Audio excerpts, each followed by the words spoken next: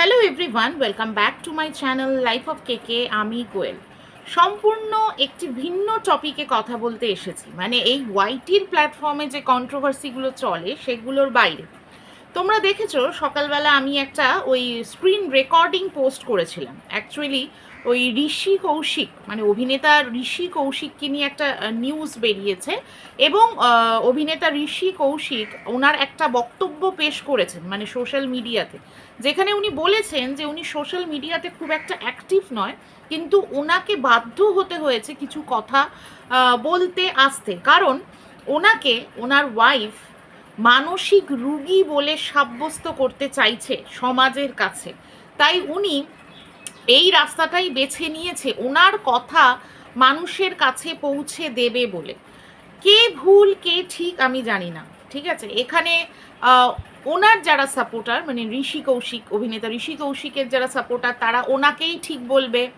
আচ্ছা, এই যে ওনার ওয়াইফ মানে এই যে দেবযানী, তাকে যারা পছন্দ করে ওনাকে তারা সাপোর্ট করবে, ঠিক আছে। তো এখানে আমরা যতটুকু দেখছি ততটুকুই বলতে পারবো, তবে আমার এখানে বক্তব্যটা সম্পূর্ণ আলাদা। যে কথাগুলো উনি ওনার ওই ভিডিওর মধ্যে বলেছেন সেইগুলো নিয়ে অ্যাকচুয়ালি আমি ভিডিওটা করতে এসেছি। এই যে কিছু কথা বলেছে না, যে সম্পূর্ণ দুটো ভিন্ন মেরুর মানুষ আমরা, হ্যাঁ। তো এইটা একটা সত্যিই কিন্তু ডিফিকাল্ট ব্যাপার। যতই আমরা বলি না কেন জানো তো, যে অপোজিট সাইড অ্যাট্রাক্টস বা অপোজিট পোল অ্যাট্রাক্টস, এটা যতই বলি না কেন, কিন্তু একটা মানুষের জীবনে এটা সত্যি হওয়াটা না খুব মুশকিল। এই জিনিসটা খুব বলতে শোনা যায় জানো তো, সেলিব্রিটিদেরও অনেক রকমের অনেক মানে ইন্টারভিউতে, এই টলিউড বলো বলিউড বলো, আমি না অনেক ইন্টারভিউতে দেখেছি অজয় দেবগান আর কাজলের মানে ওদের যে বৈবাহিক জীবনটা নিয়ে ওরা অনেক সময় বলতে গিয়ে অনেক ইন্টারভিউতে এই কথাটা বলেছে।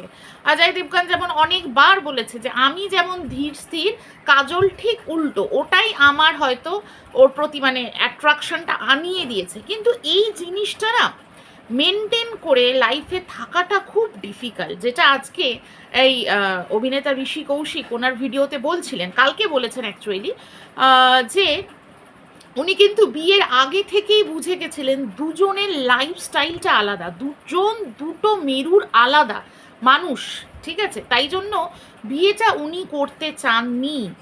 কিন্তু মানে অনেকবার যখন সম্পর্কে ছিলেন আর কি, মানে বিয়ের আগে যখন সম্পর্কে ছিলেন তখন অনেকবার কিন্তু ওনাদের মধ্যে ব্রেকআপ হয়ে যায়, কিন্তু ওনার যে স্ত্রী সেই আবার বারবার মানিয়ে গুছিয়ে আমি বদলে যাব, সেটা কারণটাও কিন্তু ওটাই, ওই লাইফস্টাইল যেটা উনি বলেছেন, জীবনযাত্রা আলাদা। ও অনেকটা বেশি এক্সট্রোভার্ট আর ইনি হচ্ছেন অনেকটা ইন্ট্রোভার্ট। এনার লাইফস্টাইল একদম সিম্পল সাদা মাটা লাইফস্টাইল, আর উনি হচ্ছেন হাই ফাই লাইফস্টাইল আর কি, একদম এক্সট্রোভার্ট বলতে যেটা বোঝায় সেটাই ওনার কথা হিসাবে, আমি বলছি না এক্সট্রোভার্ট, ওনার কথা হিসাবে বোঝা যায়।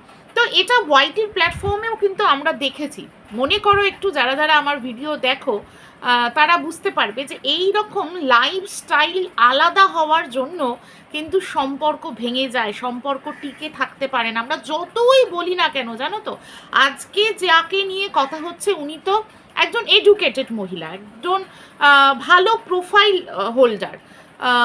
মানে সেখানে এই মানে অভিনেতা ঋষি কৌশিক বলতে গিয়ে এই কথাটা বারবার বলল যে হাই ভ্যালু ওমেন বলতে আমরা কি বোঝাই, মানে ভালো জায়গায় চাকরি করবে, ভালো কেরিয়ার হবে, আবার ওই কোনো অকেশনে সিঁদুরের টিপ পরবে, সিঁদুর পরবে, মানে যেটা আর কি বলতে চাইছেন উনি শো অফ করে। আবার তার সঙ্গে মানে ঠিক বিপরীত জিনিসটা যেটা যায় আর কি, তার সঙ্গে আবার সিগারেট খাবে, স্মোকিং করবে, বা আরও হয়তো নেশা ভান করবে।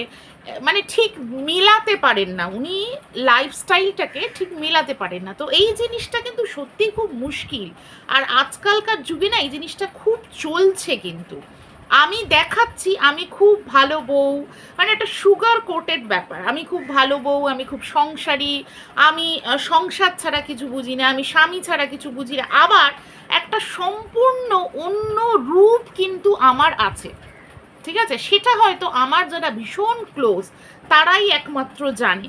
তো এই রকম ভাবে না সত্যি একটা সংসার টিকিয়ে রাখা কিন্তু খুব খুব খুব খুব মুশকিল, যেটা আজকে ওনার ওই ভিডিওর মধ্যে কিন্তু প্রকাশ পেয়ে গেছে, মানে কিছু বলতে পারেন না। আর এখানে একটা ব্যাপার হয়ে গেছে কি, একটা পার্মানেন্ট জব হোল্ড করেন ওনার ওয়াইফ, একটা পার্মানেন্ট জব হোল্ড করে। আর এই ঋষি কৌশিক একটা সময় বিশাল নাম করা ছিলেন, মানে ডক্টর উজান, কোন একটা সিরিয়াল যেন, ওটার নামটা লিখে দিও, ডক্টর উজান বলেই সবাই চিনত, সবাই কিন্তু বলতো ডক্টর উজান, ডক্টর উজান।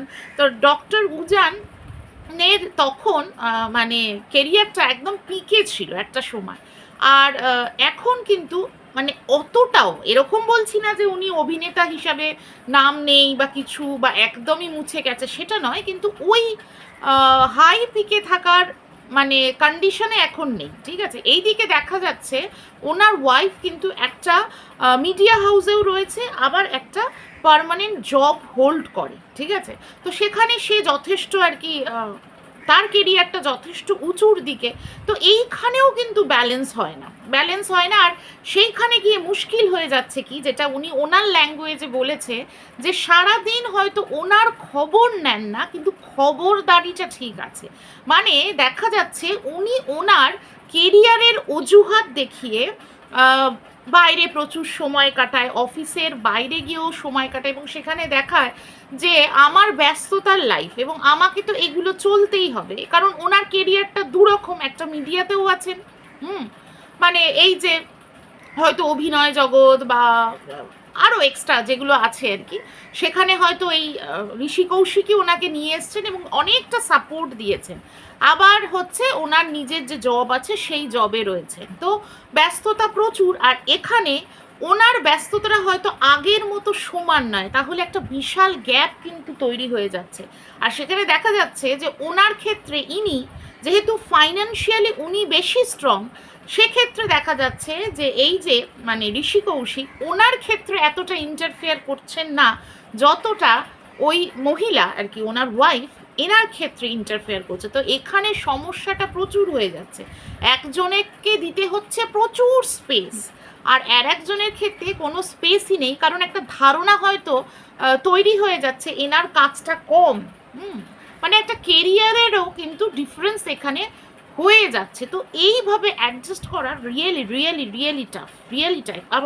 আর এটাও আমি সত্যিই বিশ্বাস করি, জানো তো, যে লাইফস্টাইল যতই বলো না কেন মানিয়ে নেওয়া যায়, গুছিয়ে নেওয়া যায়, যায় না, যায় না, যায় না, কখনো যায় না। একটা সিম্পল লাইফস্টাইল যে হোল্ড করে না, তার পক্ষে একটা হাইফাই লাইফস্টাইলের কাউকে মানিয়ে নাও, এবং উশৃঙ্খল যদি জীবনযাত্রা থাকে, ঠিক আছে। আমাদের ওয়াইটিতেও আমরা দেখি কিন্তু শুধু ভালোবাসা দিয়ে না অ্যাকচুয়ালি সংসার হয় না, সংসার বিষয়টা না সম্পূর্ণ আলাদা। পেশেন্স থাকতে হয়, অ্যাডজাস্টমেন্ট থাকতে হয়, এবং এইটা ভাবতে হয় যে উল্টো দিকের মানুষটার কি ভালো লাগে আর কি ভালো লাগে না, সেখানে কিন্তু তাকেও ভ্যালু দিতে হয়। এটা না হয়ে যায় যে আমার যেটা ভালো লাগে সেটাই আমার কাছে সব কিছু। আমি আবারও বললাম না, ওয়াইটির প্ল্যাটফর্মে আমরা কিন্তু এরকম অনেক কিছু দেখেছি, কন্ডিশন দিয়ে সংসার। আমি ভালোবাসি, আমি তোমাকে নিয়ে সারাদিন চিন্তা ভাবনা করি, কিন্তু তুমি কি ভালোবাসো সেইটা আমার দেখবার প্রয়োজন নেই, তাই তো? এরকম কিন্তু আমরা দেখেছি। সেখানে কি হয়, কন্ডিশন দেওয়া হয়, আমি এটা এটা এটা এটা চাই। আর বেশিরভাগ দেখা ক্ষেত্রে এটা না হয় বেশি কিন্তু মেয়েদের তরফ থেকে, ঠিক আছে। তো মেয়েদের তরফ থেকে, আর এখন তো বাবা এই যে মেয়েদের ফরে আইন, এই আইনটাকে অপব্যবহার যে কত মেয়েরা করছে, এবং সেটাকে ইউজ করে একটা ছেলেকে মারাত্মক রকমের প্রেশারাইজ করা হয়। এই জন্যে দেখছো উনি ওনার ভিডিওতে কিন্তু বলেছেন যে আমি মানছি একটা সম্পর্ক অনেক পুরনো, সেটা টিউমারকে দিয়ে উনি এক্সাম্পল দিয়েছে, যে একটা টিউমার আমার শরীরে অনেক পুরনো রয়ে গেছে, অনেক দিন রয়ে গেছে, কিন্তু সেই টিউমারটা রয়েছে বলে সেই টিউমারটা যদি এখন ক্যান্সারাস দিকে চলে যায়, তাহলে সেই টিউমারটার মায়া করে কি আমি আমাকে আমার শরীরে ওকে স্থান দিয়ে দেব? মানে সম্পর্কটা আজকে ওনার কাছে একটা টক্সিক রিলেশনশিপে দাঁড়িয়ে গেছে। হয়তো অনেক পুরনো সম্পর্ক, হয়তো অনেক মায়া মমতা আছে, কিন্তু শুধুমাত্রই বললাম যে ভালোবাসা মায়া মমতা দিয়ে কিন্তু সংসার হয় না, যেটা আমরা এই ওয়াইটির প্ল্যাটফর্মেও কিন্তু এই যে ইউটিউবারদের ক্ষেত্রে কিন্তু দেখেছি। ওইভাবে সংসার হয় না। শুধু ভালোবাসি ভালোবাসি ভালোবাসি, কিন্তু আমি ভালোবেসে উল্টো দিকের মানুষটাকে কিভাবে ভালো রাখি এইটা কিন্তু করলে চলে না, ঠিক আছে? যদি আমি সত্যিই কাউকে ভালোবাসি তাহলে তার সুখ দুঃখ সব কিছুতেই কিন্তু আমাকে থাকতে হবে, তাই না?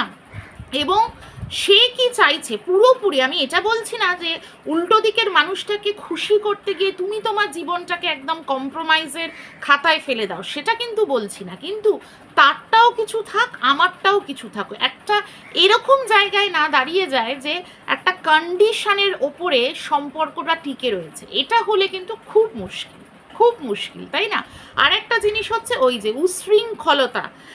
তুমি যদি দেখছো যে তুমি বিয়ে করেছো একটা সিম্পল লাইফস্টাইল লিড করার একটা মানুষকে, সেটা ছেলে হোক বা মেয়ে, তাহলে তোমাকেও কিন্তু সেইভাবেই চলতে হবে। আর যদি না চলো তাহলে কিন্তু মুশকিল, কারণ একটা সিম্পল লাইফ থেকে হট করে একটা হাই ফাই ওই লাইফ লিড, মানে যেটাকে বলা হয় ওই যে যেটা উনি ওনার কথার মধ্যে দিয়ে বোঝাচ্ছেন যে অনেক মানুষের সঙ্গ করা বা ওই স্মোকিং করা, ড্রিঙ্ক করা, যখন তখন পার্টি করা, এই লাইফস্টাইলটায় কিন্তু একটা সিম্পল লাইফস্টাইল লিড করা মানুষ খুব তাড়াতাড়ি বা খুব বেশি করে জাম্প করতে পারে না, ঠিক আছে? হয়তো হতে পারে, হ্যাঁ, অ্যাডজাস্ট করতে পারে, সেটা কত মাসে একবার দুবার তিনবার চারবার পাঁচবার, কিন্তু যে চাইবে যে আমি একটা সাধারণ জীবন যাপন করব, একটা সাধারণভাবে যেরকম আর পাঁচটা মধ্যবিত্ত ফ্যামিলিতে যেমন সংসার হয় ওই রকমভাবে সংসার করব, তার পক্ষে কিন্তু ওটা সম্ভব নয়। যে আমি প্রতিদিন প্রতিদিন বেরিয়ে যাচ্ছি মানে মানে ডে আউট করতে, না নাইট আউট করতে, পার্টি করতে, সেইটা কিন্তু তার পক্ষে সম্ভব হবে না। সেখানে একটা বিশাল গ্যাপ হয়ে যাবে এবং সেই গ্যাপটা মেটানো কিন্তু খুব মুশকিল হয়ে যাবে। আর এটাই কিন্তু দেখা যাচ্ছে। খারাপ লাগছিল যে এতদিনের সম্পর্কগুলো এইভাবে ভেঙে যাচ্ছে। হ্যাঁ, আর একজনকেও দেখছিলাম, মানে নিউজগুলো দেখছিলাম যিশু সেনগুপ্তকে নিয়ে, কিন্তু কিছু করার নেই, জানো তো? মানে বলে না যে একটা টক্সিক রিলেশনশিপকে ক্যারি করে নিয়ে যাওয়ার থেকে না সেটা কোথাও গিয়ে এন্ড হয়ে যাওয়াটা অনেক বেটার, ঠিক আছে?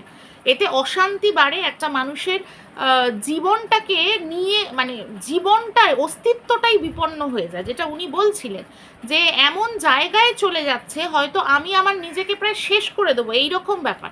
কিন্তু সেখানেও একটা কিন্তু ওনার ওপরে প্রেশার, এবং ওই যে বললাম যে আইনের অপব্যবহার এখন প্রচণ্ডভাবে করছে মেয়েরা, সেখানে ওনাকে একটা ভয় দেখানো যে এই কমিশন, মানে মহিলা কমিশনের কাছে যাবেন উনি, ওনার ওয়াইফ, তারপর সাইবার ক্রাইমের ভয় দেখানো। বুঝলাম না সাইবার ক্রাইমের ভয় দেখানো কেন, হয়তো উনি বলেছিলেন এই যে মানে সোশ্যাল মিডিয়াতে এত কিছু বলে ফেলছেন বলে হয়তো সেই ভয়টা দেখানোর কথা বলছে, সাইবার ক্রাইমের ভয় দেখানো, আরও আইনের যেসব ভয় দেখানো যায় সেইগুলো দেখানো। মানে এইগুলো করে কি হবে, কি অ্যাচিভ হবে? একটা মানুষের কি মন পাওয়া যাবে? একটা মানুষ থাকবে, এক্সিস্ট করবে জীবনে, ব্যাস ওইটুকুই। একটা মরা মানুষকে নিয়ে তো একটা বাঁচা যায় না, তাই না?